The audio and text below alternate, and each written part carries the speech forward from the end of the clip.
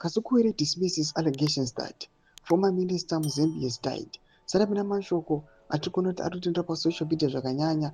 Aiwa, even yesterday vanhu vaitovhunduka vanhu vachisashamisika vachiti zvii zviri kuitika.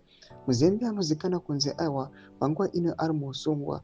Vanhu everyone knows kuti what happened kuzosvika panguva ino achizopinda muusungwa, but panguva ino zvakadaro pane madevelopments okuda zvichinzi aiwa Muzembe is died. Dismiss and subscribe or like on the bell icon. Muzembe panguva inoyi aiwa akaita mukurumbira wekuti aiwa Muzembe was not feeling well.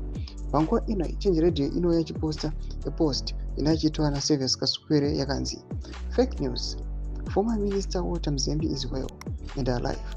Walter is unjustly detained and his continued incarceration is vindictive and unconstitutional. The news of his purported demise is fake news and the work of political criminals.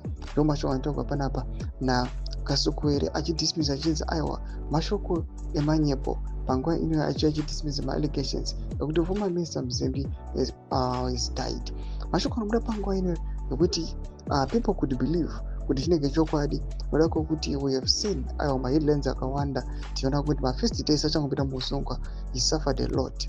Panguva inoyi vanhu zvavakaona even mapictures ari kucirculata anozoratidza kuti even pautano hwake aiwa akadzikira, and pane medication imwe yaisika but akanga achidzivirirwa kuti asapiwa medication iyo, zvakaita kuti Walter Muzembe utano hwake hunyanya kumbodzimba zvakanyanya zvekuti kunyange nevanga asikamuzivi autozosvika pakunzwiratidze but ndo zviripo mune Zimbabwe.